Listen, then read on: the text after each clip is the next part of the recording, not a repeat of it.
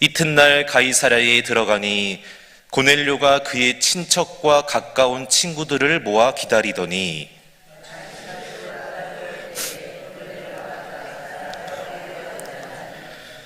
베드로가 일으켜 이르되 일어서라 나도 사람이라 하고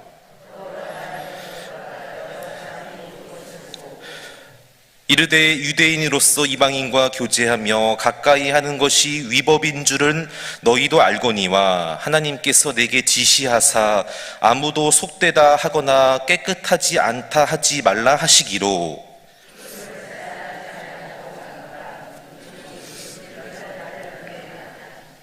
고넬료가 이르되 내가 나흘 전 이맘때까지 내 집에서 제9시 기도를 하는데 갑자기 한 사람이 빛난 옷을 입고 내 앞에 서서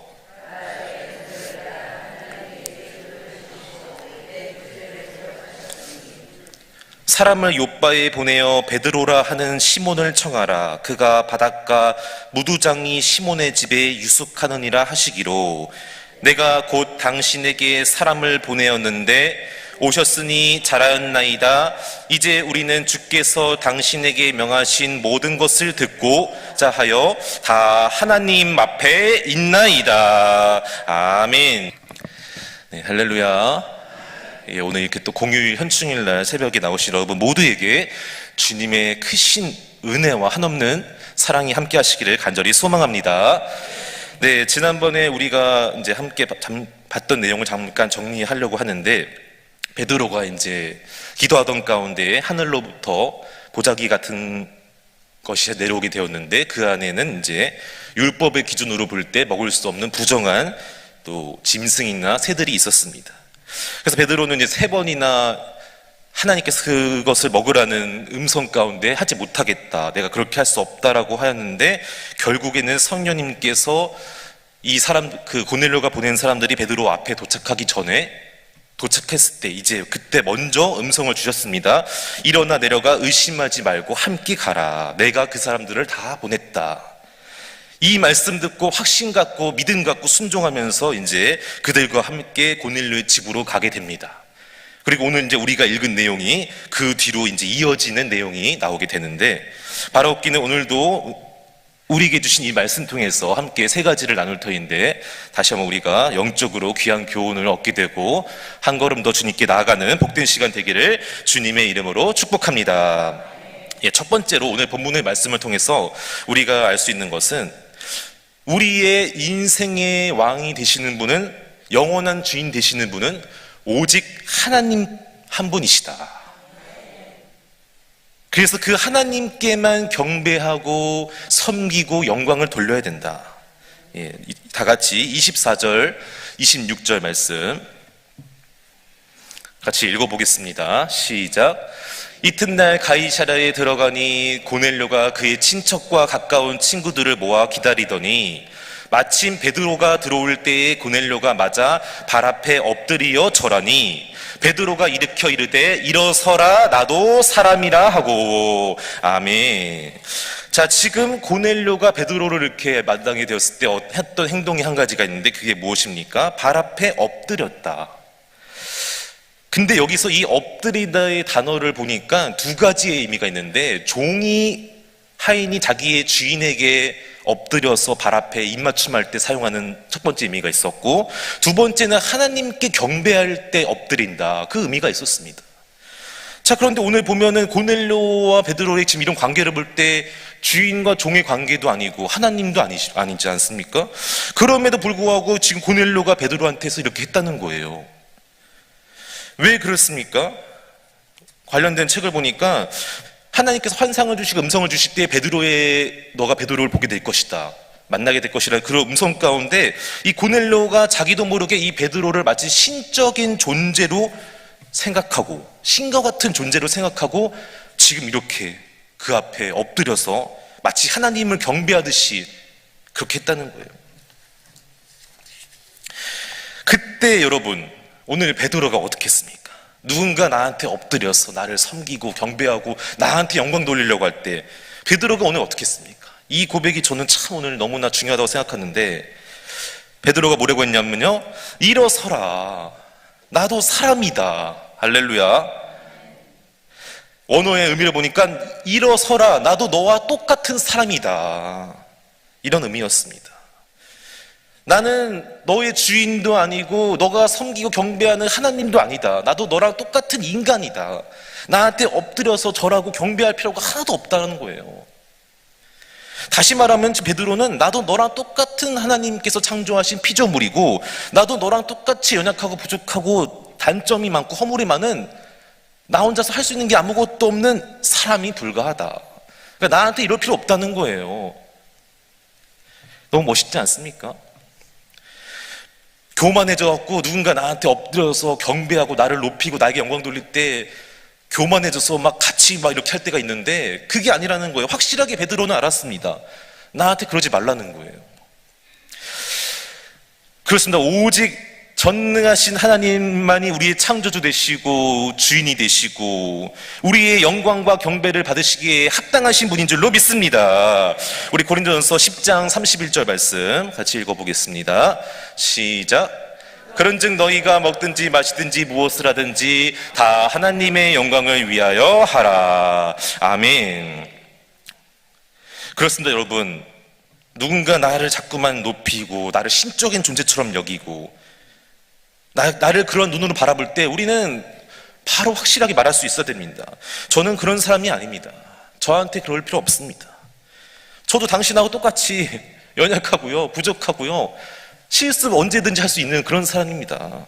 제가 할 수 있는 게 없는, 아무것도 할 수 없는 무능한 사람입니다. 이렇게 확실하게 고백하고 자기의 위치를, 자리를 분명하게 아는 사람이 겸손하게 주님의 은혜로 살아가게 될 줄로 믿습니다.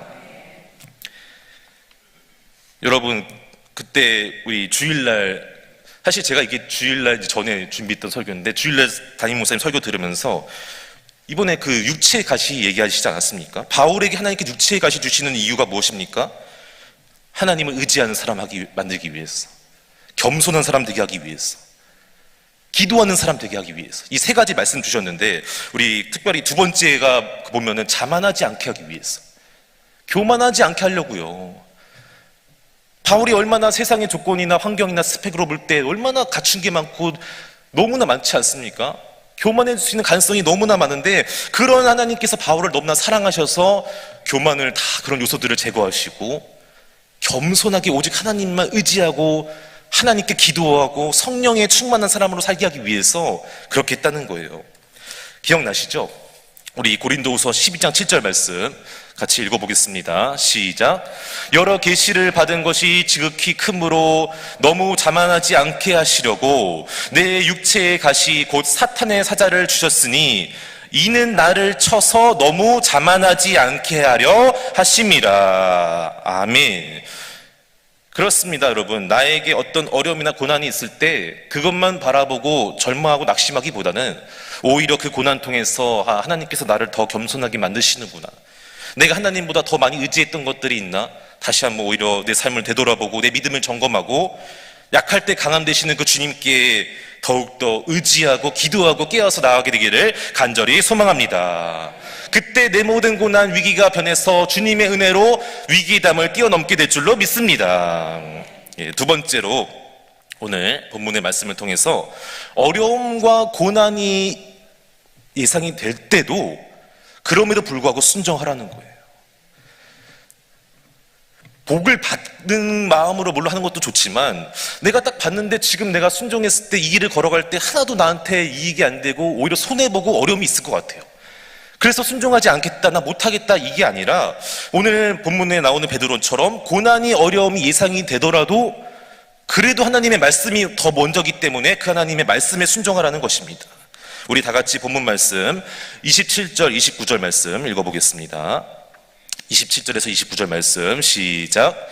더불어 말하며 들어가 여러 사람이 모인 것을 보고 이르되 유대인으로서 이방인과 교제하며 가까이 하는 것이 위법인 줄은 너희도 알거니와 하나님께서 내게 지시하사 아무도 속되다 하거나 깨끗하지 않다 하지 말라 하시기로 부름을 사양하지 아니하고 왔노라. 묻노니 무슨 일로 나를 불렀느냐. 아멘. 자, 여기서 지금 28절과 29절로 넘어갈 때 우리가 가진 성경에는 아무것도 접속사가 없는데 원어의 성경을 볼 때는요, 중간에 접속사가 하나 있어요. 그게 바로 뭐냐면요, 그래서라는 단어예요. 하나님께서 내게 지시하사 아무도 속되다 하거나 깨끗하지 않다 하지 말라 하시기로 그래서 내가 부름을 사용하지 아니하고 왔노라. 할렐루야. 하나님께서 나에게 말씀하셨기 때문에 내가 그래서 왔다는 거예요.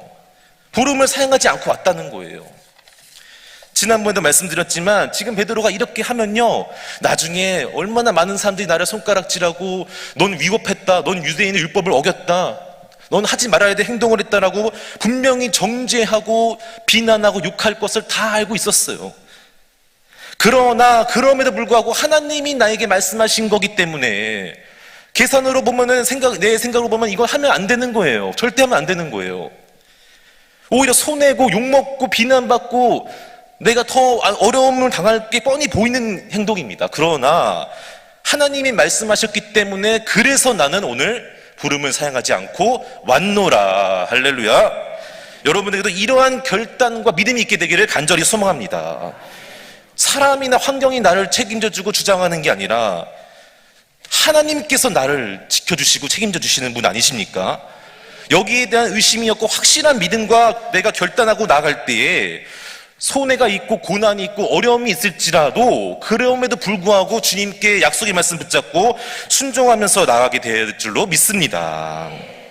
그때 정말로 내 생각, 판단, 결정을 뛰어넘어서 내 계산을 뛰어넘어서 하나님께서 감히 내가 상상할 수 없는 놀라운 은혜와 복으로 갚아주시고 해결해 주시고 은혜를 줄 줄로 믿습니다.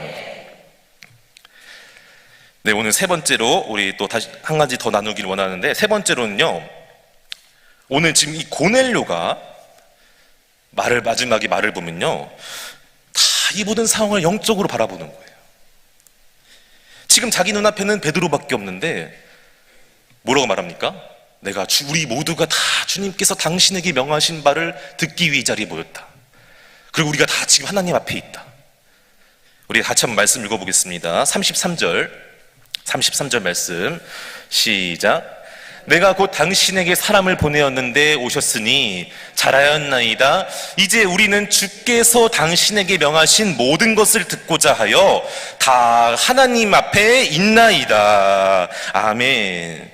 여러분, 지금 고넬료 앞에는 하나님이 아니라 베드로, 눈에 보이는 베드로밖에 없고요, 이제 베드로가 전해줄 말밖에 없지 않습니까? 그런데 다 뭐라고 말합니까?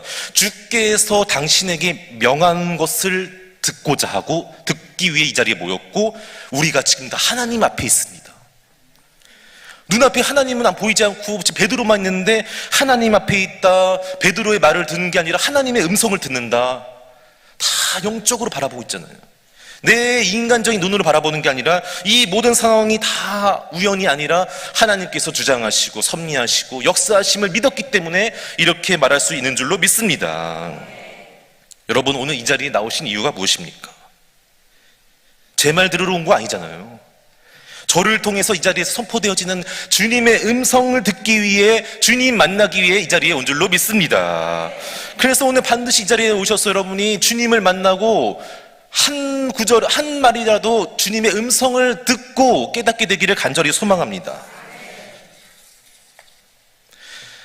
눈에 보이는 게 전부가 아니죠. 눈에 보이진 않지만 고넬료는 지금 분명히 말하고 있습니다. 우리는 다 하나님 앞에 있습니다. 베드로밖에 없는데 어떻게 이렇게 말하냐는 거예요. 그것은 하나님이 함께 하심을 믿었고 이 모든 상황 가운데 지금 하나님이 다 주장하시고 역사하심을 믿을 때 이 말이 가능하지 않습니까? 특별히 하나님의 음성을 오늘 이 고넬료가 뭐라고 했죠? 말씀해 보니까 주께서 당신에게 명하신 모든 것, 하나님의 당신에게 말씀 주신 게 그 명령이라는 거예요. 나에게 군대 백부장관이었던 이 고넬료는 명령이었다는 거예요. 여러분, 군인에게 명령은 뭔지 아세요? 명령에 불복종하면은 이 생명이 왔다 갔다 하는 그런 거 아닙니까? 그만큼 내가 내 생명을 걸고 이 자리에 왔다는 거예요. 할렐루야. 하나님 말씀 듣는 이 자리를 위해서 내가 내 생명을 다하는 마음으로, 순종하는 마음으로 이 자리에 모였다는 것입니다. 왜 그렇게 말합니까? 하나님의 말씀이 너무나 귀하기 때문에, 주님의 음성을 듣는 그 자리가 하나님 앞에 나와서 주님 만나는 그 시간이 내 인생 가운데 제일 중요하고 제일 귀하고 그 어떤 것보다도 이게 없으면 난 살 수 없는 사람이기 때문에 우리는 다 하나님의 은혜로 말씀으로 주님께서 함께 하심으로 승리해야 될 줄로 믿습니다. 특별히 오늘 마지막 하나 더 읽고 마치려고 하는데 24절에 보면요 이런 말씀이 있습니다. 24절 말씀 같이 읽어보겠습니다. 시작. 이튿날 가이사랴에 들어가니 고넬료가 그의 친척과 가까운 친구들을 모아 기다리더니. 아멘. 자, 지금 보니까 자기 가족만 모인 게 아니라 친척도 모이게 했고 친구들까지, 누가 시킨 것도 아닌데 스스로 자발적으로, 게다가 베드로가 먼저 도착하고 모인 게 아니라 미리 다 먼저 와서 기다리고 있었다는 거예요. 그 당시에는 오늘날처럼 뭐 이렇게 핸드폰이 없었기 때문에 종들이 뭐 출발할 때 저희 이제 출발합니다, 몇 시에 도착할 예정입니다, 이런 말 했겠습니까? 그런 말 하지 않았죠. 언제 올지 아무도 모르는 거예요. 근데 먼저 와서 기다렸다는 얘기가 무슨 말입니까?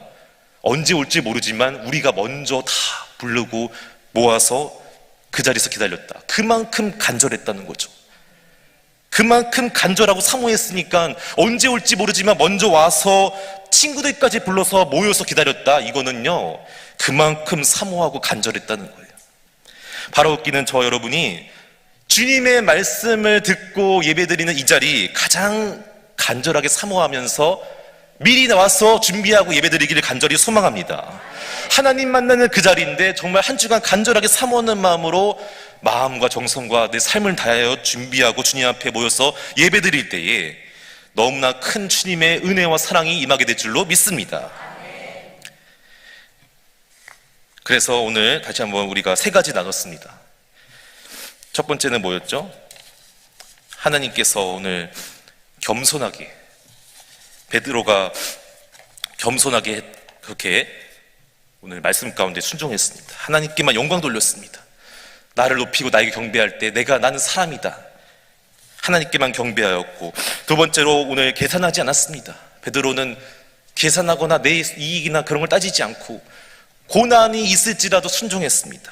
그리고 마지막 세 번째로 오늘 고넬료처럼 간절하게 사모하는 마음으로 미리 하나님 앞에 우리는 다 영적으로 바라보면서 그 은혜 바라보면서 나아갔더니, 기다렸더니 오늘 이렇게 두 사람의 모습을 통해서 우리가 세 가지 함께 중요한 말씀들을 나눴는데, 이러한 다 고넬료의 모습, 베드로의 모습이 여러분에게 있게 되기를 간절히 소망합니다. 오늘 이 고넬료와 베드로의 모습이 다 여러분의 좋은 모습이 여러분 안에 있어서 주님 보실 때 정말로 기쁘고 칭찬받고 인정받고 사랑받고 복을 누리게 되는 우리 일산명성교회 모든 성도님들 되시기를 주님의 이름으로 축복합니다. 기도하겠습니다.